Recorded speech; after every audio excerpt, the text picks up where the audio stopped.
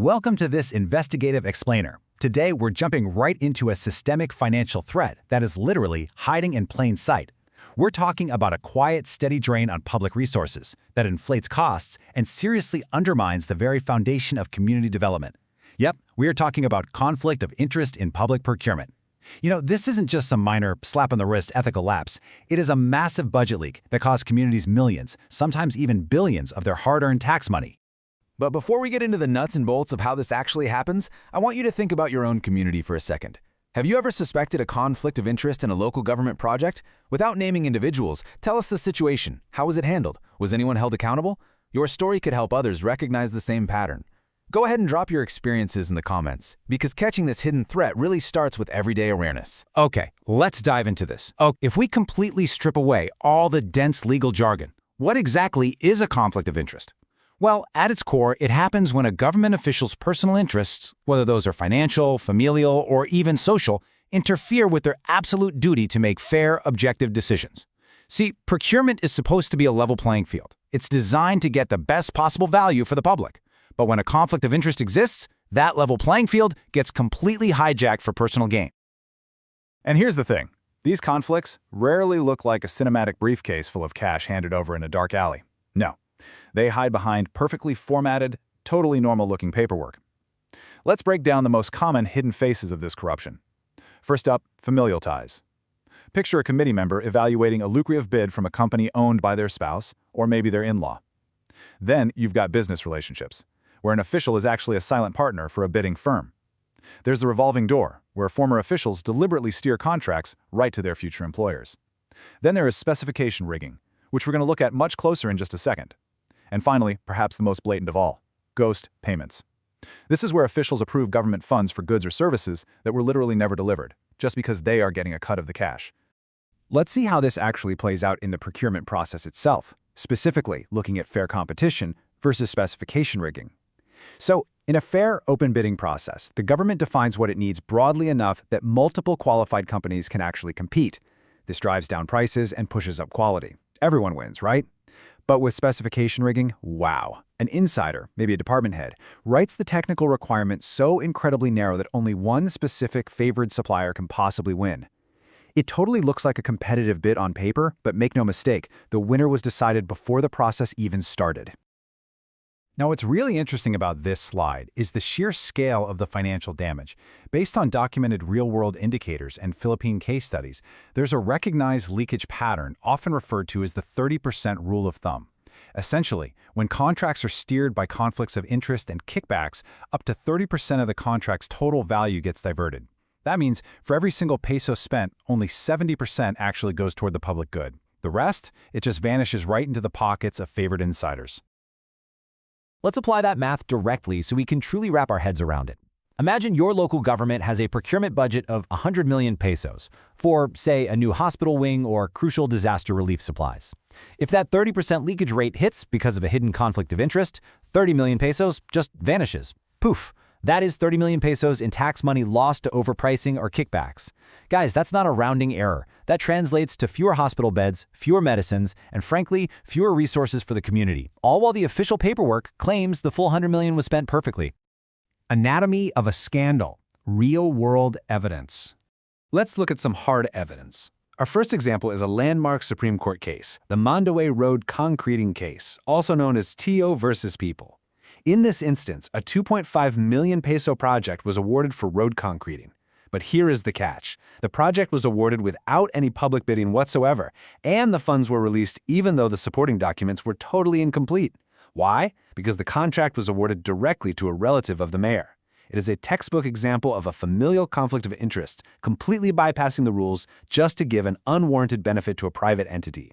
But listen, the law in the Philippines does not treat this lightly. This is not just an oops, my bad ethical lapse. It is literally a crime. The human consequences for the public officials involved in that Mandaue case were incredibly severe.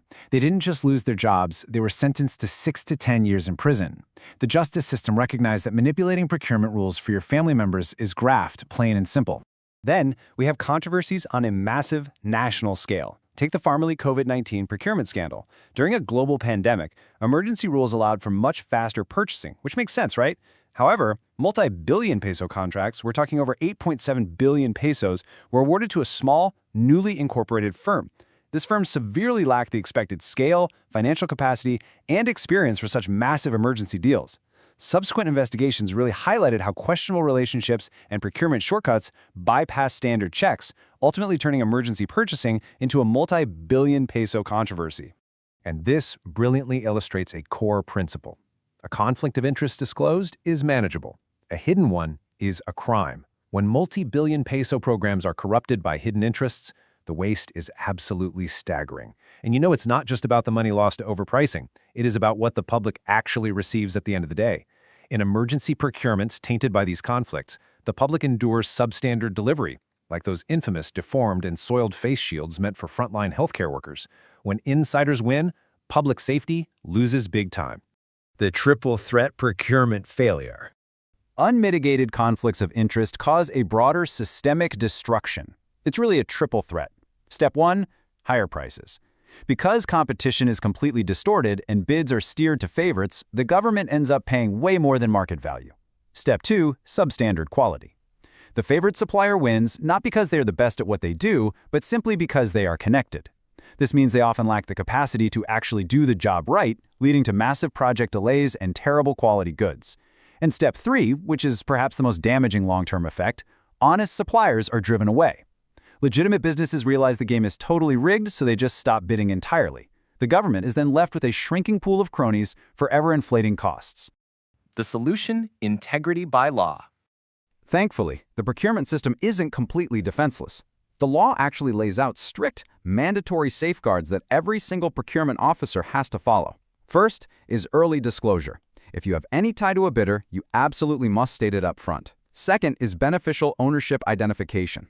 This means finding out who the real human beings are that profit from a company, so they can't just hide behind shell corporations. Third is immediate and written recusal. If there is a conflict, that official has to formally step away from the entire process. And finally, strict sanctions and blacklisting, punishing corrupt officials and banning bad actor companies from ever bidding again. Remember, a disclosed conflict can be managed by stepping away. A hidden one is illegal. But here is where you come in. The system is really only as strong as its enforcement. As the saying goes, declarations only work when citizens are informed enough to notice when they are missing. We can have all the laws, code of conduct manuals, and disclosure forms in the world, but if the public isn't paying attention, the paperwork is just theater. Your tax money is on the line here. Civic vigilance is absolutely the ultimate enforcement mechanism to ensure these rules are actually followed. Which brings us to our final takeaway for this explainer. Stay informed, stay vigilant. Conflict of interest is a massive budget leak, an anti-competition problem, and a severe governance risk all rolled into one. But when communities understand exactly what to look for, the rigged specs, the familial ties, those sudden multi-million peso awards to totally unknown companies, they can finally start asking the hard questions. That wraps up our deep dive into the hidden threats of procurement conflicts. Next time, we are going to dive deeper into the exact weapons we have to fight back in our explainer, integrity pledges, blacklists, and watch lists, the accountability tools built into the procurement system. Until then, I leave you with this to consider. Who is really winning the contracts in your community? And are you paying a 30% premium for their silence?